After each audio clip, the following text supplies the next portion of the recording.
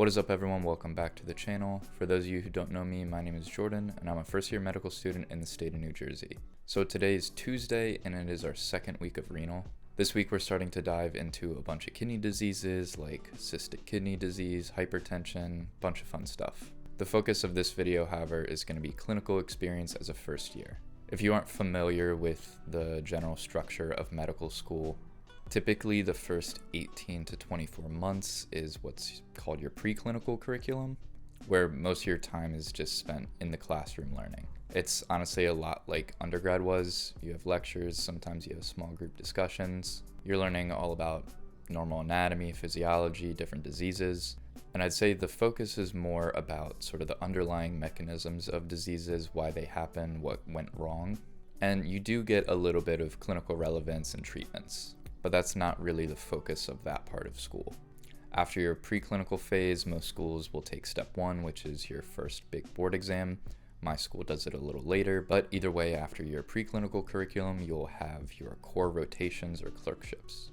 Every medical student in the country is required to do certain rotations like internal medicine, general surgery, OBGYN, family medicine, etc. And at this point, you're in the hospital every day, essentially just working a job. There still are some lectures. I think my school has one day of a week where you have like a virtual didactic day where you're learning stuff that's very specific to that particular rotation. But for the most part, you're doing all of your learning in the hospital and learning directly from attendings and residents. It's sort of like on-the-job training. What a lot of schools try to do now is expose you to some sort of clinical medicine very early on before your rotations start. And it's to give you a general sense of what is going on before you actually start rotations.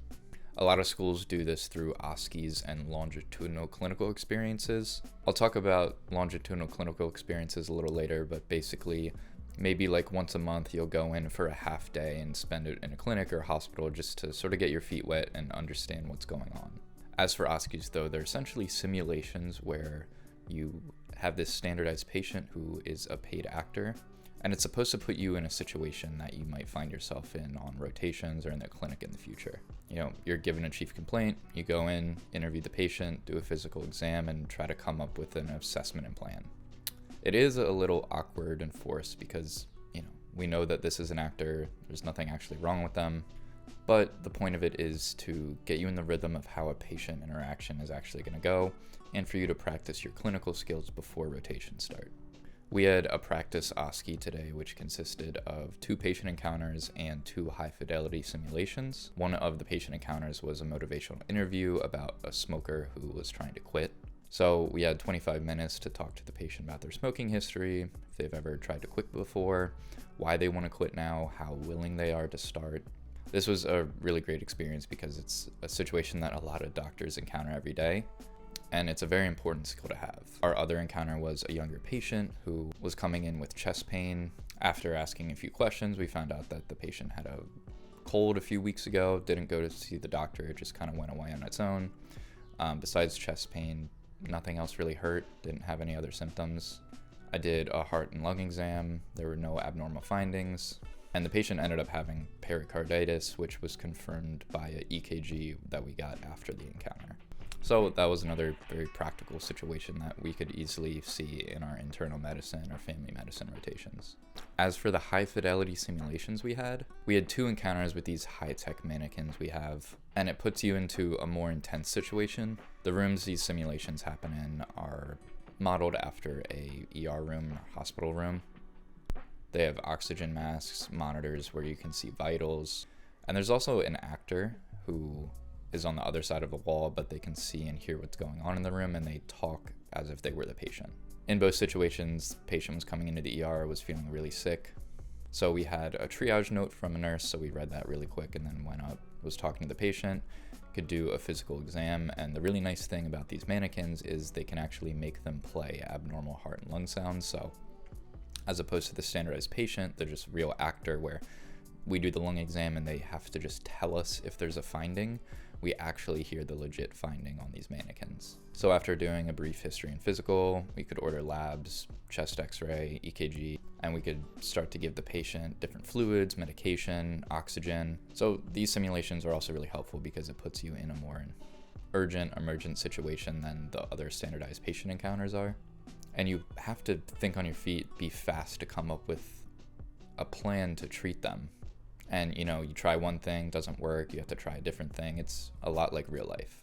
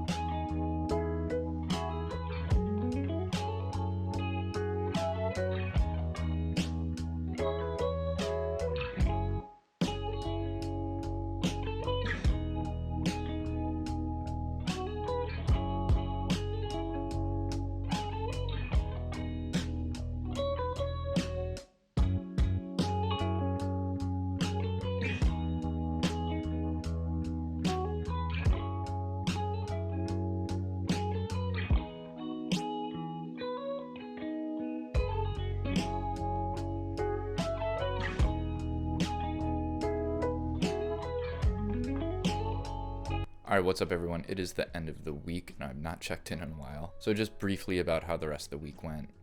Wednesday was a pretty late day in terms of class, and then I had my longitudinal clinical experience in the afternoon. Then Thursday and Friday weren't too bad, just a few lectures. And then this weekend has been very busy. My girlfriend was moving yesterday, Saturday, so pretty much was just doing that all day. Didn't really get a lot of studying done. So today, Sunday, we had to make up for it, so we've really just been studying all day. So like I said, my longitudinal clinical experience was Wednesday afternoon. I work with an internal medicine doctor who mostly does like outpatient primary care, but she also rounds in the hospitals every like 5th week, I think. I go in and work with her usually like once a month, and today we are just in her outpatient clinic. So I only have a few weeks left in my first year of medical school, and it is wild to think back to the beginning of the year and see how far we've come.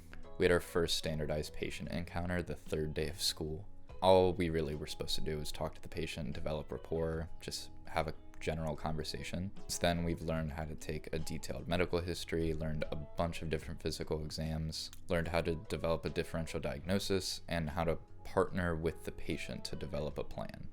It takes a lot of practice to effectively conduct a patient encounter. I'm really glad my school has all these experiences because all these basic skills are going to feel like second nature by the time we get to rotations. And while it's nice seeing the growth in our general clinical skills, the other huge component to this is our actual medical knowledge. And it's also crazy to see how much of that we've learned in just 1 year.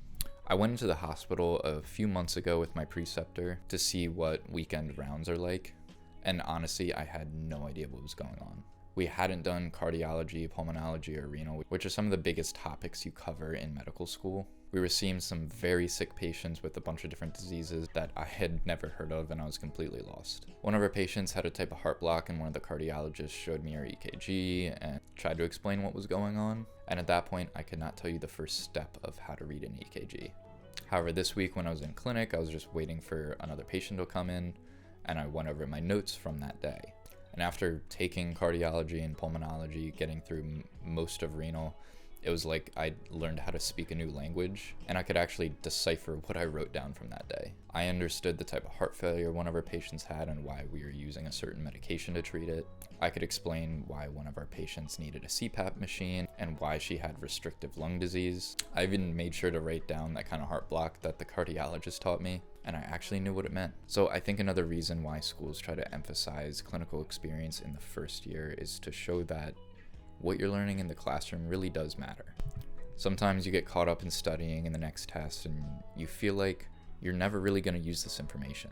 There's no light at the end of the tunnel. But by seeing real patients with real problems, you remember why you're putting in all of these hours studying and why you came to medical school in the first place. Alright, well that is going to do it for today's video. If you enjoyed, please be sure to leave a like below and subscribe if you want to see videos like this in the future. Thanks, and I will see you in the next one.